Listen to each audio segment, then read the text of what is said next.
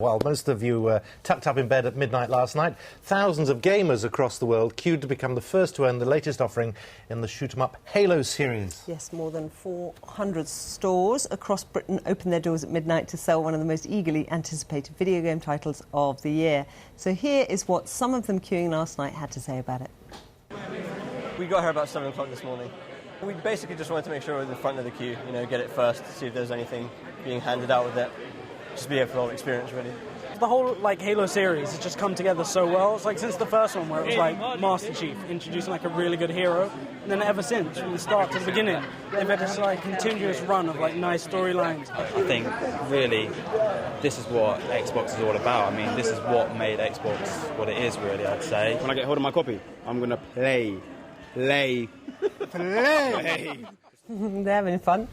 Our technology reporter Daniel Emery was there last night at the launch. Joins us now. Was it fun?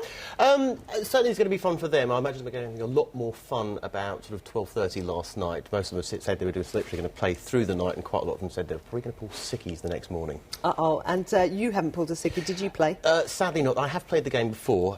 Played it. There was a big launch event last week in West London where we got to play the game. Rio Ferdinand came out and showed us how bad he really was at the game. It's quite fun. It's what they call a first-person shooter. Basically, it takes you as a perspective behind the gun, and you kind of run across this landscape, mowing down aliens. It's quite therapeutic.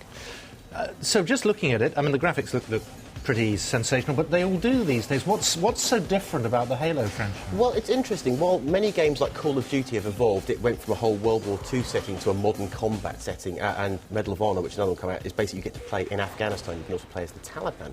This game hasn't really changed its inception 9 years ago. Basically, you are a human defending Earth and various colonies from this horde of aliens who are kind of basically want to wipe out mankind.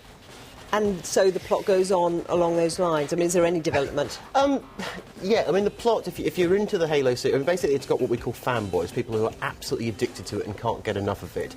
Probably because when it came out, it basically brought the concept of a first-person shooter to the console market that hadn't really been done before. It suddenly made it fun, and it launched the Xbox 360. It got legions and legions of fans. The series itself, over its 9 years, has sold something like 34 million copies worldwide. There are a lot of fans out there, and they love it. I mean, you're not here to talk about it. There's a story in the papers this morning that suggests that people who game a lot are actually, they've got better reaction. Better visual awareness, yeah. I mean, what we've always said, we may be sitting there playing games, it's 2 in the morning, we're in underpants covered in pizza boxes and cans of Coke, but actually, lovely. There is a benefit to all this, and the benefit is we know everything. But you've got no friends, presumably, after a while? Only virtual ones. Well, they had friends. I mean, they looked, quite articulate, all of them. They didn't look completely monosyllabic, did they, the guys that you met down at Not the that you've store? got any preconceptions about this one. No, I mean, there are some stereotypes. Let's be honest. I saw 2 ladies there, and they've both been dragged along on sufferance. And it generally tends to be blokes sort of mid-teens to 39, 40, ideal age for gaming, really. But yes, it's a very particular type of person who plays these things. And it's the 2 words, obsessive, addictive, because once you start playing these things, I mean, I know you in the past have fallen asleep at a console, haven't you? Yes, I think my longest gaming session was 5 days back-to-back. And 5 days? Yeah, and I fell asleep on the keyboard and woke up with QWERTY backwards on my forehead. Yeah. Yeah, I need a life. So you know that thing about preconceptions? Yeah, no. But on a serious note, if we can leave Carrie alone for a minute, it's a huge business. This brings in more money. That launch last night is a bigger thing than most Hollywood blockbusters. It is. I mean, it is for twofold. A, if you think about the price of it, the retail price, the recommended retail price on this is £60. You go to the cinema, it's £5-6. And also the cost to make it are less. I mean, Call of Duty, which was the most successful video game ever, cost $250 million to make. It's already grossed over $1 billion in revenue. So it's a money spinner, which is why more and more companies are trying to get into it. But they're not cheap to make. But people are putting them on apps now, aren't they?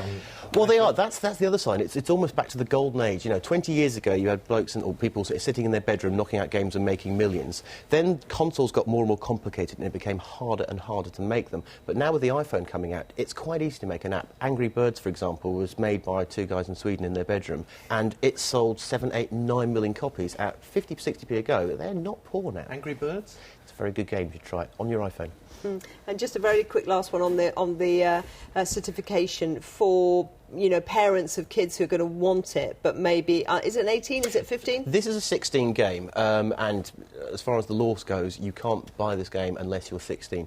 Where this gets slightly unstuck is that certainly for games that are out on PC, it's very easy to download them from the internet, from internet piracy. And of course, when you download it, there's no restrictions.